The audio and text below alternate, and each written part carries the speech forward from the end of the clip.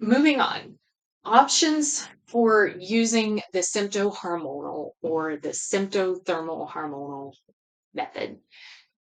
The reason for okay, the reason for including symptothermal hormonal is because um, most of these methods have an option for monitoring your basal body temp as well. Here we're going to talk about the Marquette method, the Boston cross-check method, and the FEMM method. This is an overview of the Marquette method. For the Marquette method, you will need a clear blue fertility monitor. And on day 1 of your cycle, you'll press the M button on your clear blue fertility monitor in order to start a new cycle. And the monitor will then prompt you to begin testing your first morning urine on cycle day 6.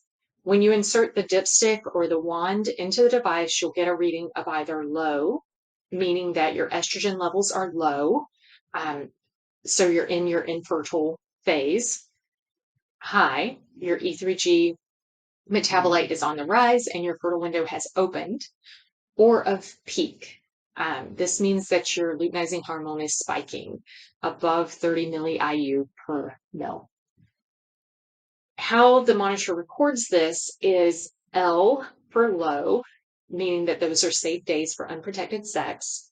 H for high, meaning that those are unsafe days for unprotected sex. Your fertile window has opened, your estrogen is high, you're potentially fertile. And then days recorded as P for peak mean that your luteinizing hormone has reached the threshold level for registering as peaking or surging on the monitor, and you're potentially very close to ovulation. One quick throwback here. So luteinizing hormone in your urine typically spikes or surges about 12 to 24 hours after your blood levels spike or surge. So it's entirely possible that by this time you see luteinizing hormone in your urine, you've already ovulated.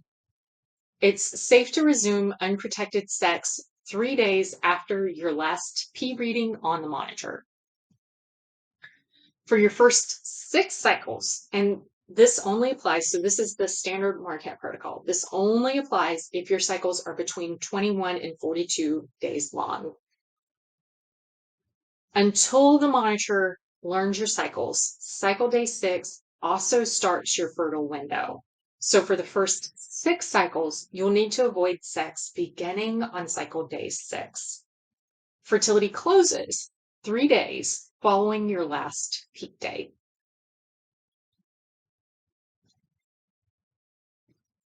After 6 cycles, then on day 1 of your cycle, you still press the M button on the clear blue fertility monitor in order to start a new cycle, and the monitor will prompt you to begin testing first morning urine on cycle day 6. Your fertility window, however, changes. It opens on the earliest day of peak fertility minus 6 days calculated from your previous 6 cycles. So what does this mean? Well, this means that for your previous 6 cycles, if peak day was recorded as cycle day 14, cycle day 15, cycle day 16, cycle day 13, cycle day 12, and cycle day 14, that the earliest of those numbers that I just read off was 12.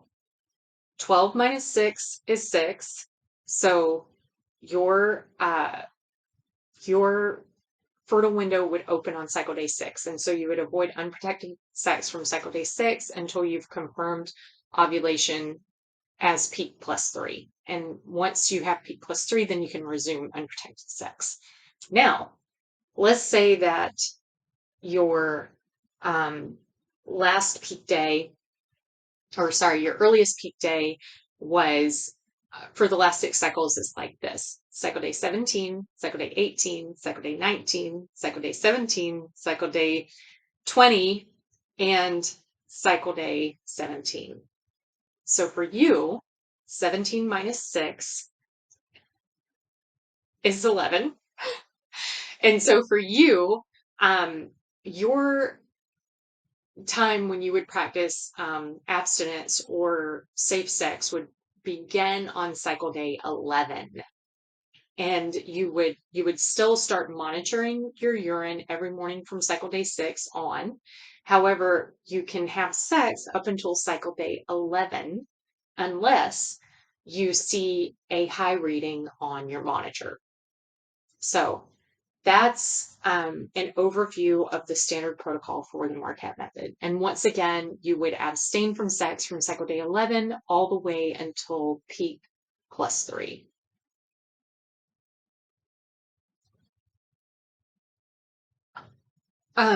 Marquette, so this is just we talked about this. We'll go over it again here.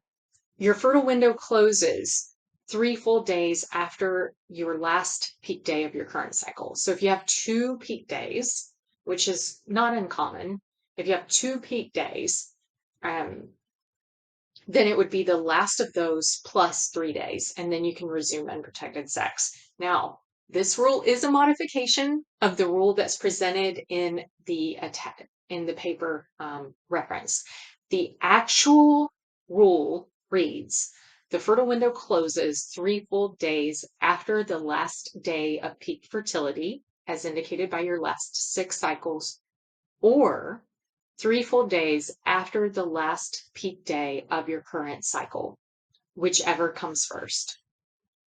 The reason why I like to use the current cycle only as determining when your fertile window ends, being peak +3 of your current cycle only, is because it is entirely possible to have an event that interrupts ovulation.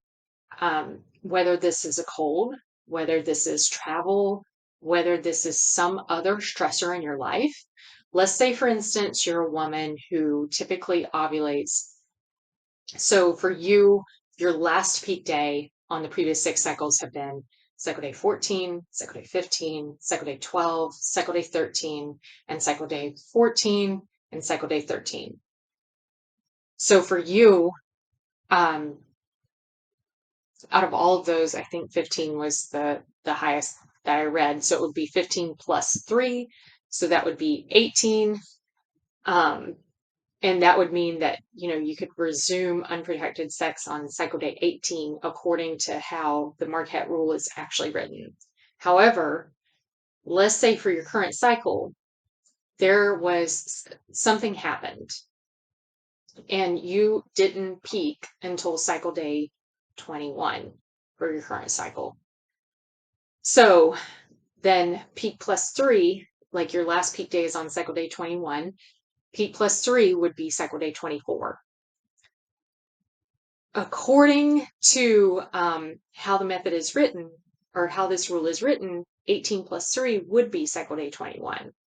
So according to it, you could resume unprotected sex on cycle day 21 because that comes first. However, if you don't actually see a peak reading on your monitor until day 21 and you resume sex, then it's possible that you could have you could get pregnant because ovulation is late for you that month.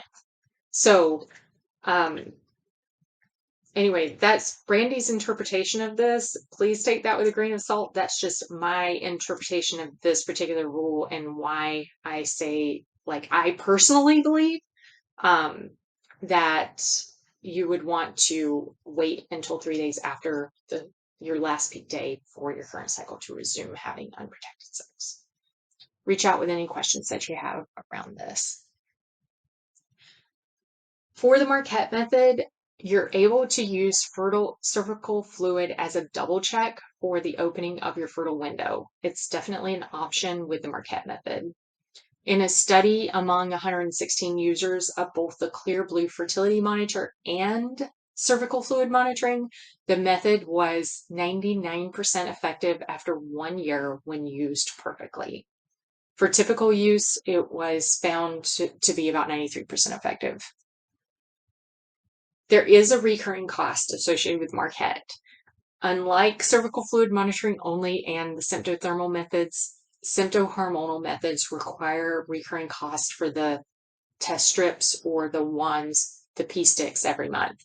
For the Marquette monitor, you'll need to buy the Clear Blue Fertility Monitor outright at a cost of about $120. You'll also have recurring costs each cycle for the test strips. For each cycle, you'll need at least 10 and sometimes 20 test strips per cycle. And those test strips run about $20 for 10 strips. So they're $2 each. The Marquette Method also has optional monitoring of basal body temp and progesterone for confirming ovulation. The Boston cross-check method has actually been around since the 1970s. I think I misspoke in an earlier section of this module. It has been around for quite a while. It's adapted to include some of the features of hormonal tracking. Now, Boston Crosscheck keeps their protocols under lock and key, more so, I feel like, than many of the other FAMs. This method is described as a combination of the Marquette and symptothermal method. So that would be cervical mucus monitoring plus your basal body temp. In reality, my personal opinion, it's not as robust as the Marquette method because unlike the Marquette method, the Boston Crosscheck focuses only on luteinizing hormone for hormone testing rather than estrogen plus luteinizing hormone. LH alone is insufficient for knowing the opening of your fertile window. Now, because I have not found the protocols for Boston Crosscheck, I don't know what kind of buffer they're building in or building out your fertile window. So it may be just like the Marquette, where they're building in that additional buffer for you ahead of time. So again, because I haven't actually seen these protocols, I cannot state that conclusively. This method relies on a cross of two biomarkers, whether that's cervical fluid plus luteinizing hormone, cervical fluid plus basal body temp, or luteinizing hormone plus basal body temp. It can be any of those combos, or a combination of all three in order to define your fertile window. You're able to find out more about Boston Crosscheck by clicking that link. FEMM is an acronym for Fertility Education and Medical Management. FEMM, like the Creighton model, has a larger focus on educating doctors and healthcare professionals to integrate women's cycles with health management. The FEMM method involves tracking your cervical fluid and your luteinizing hormone, and this is with the use of at-home ovulation prediction kits. If you remember back to an earlier module, I don't like these. That's not to say that you're not able to use either the Clearblue Fertility Monitor or the Mira Fertility Monitor in order to know when your LH surges.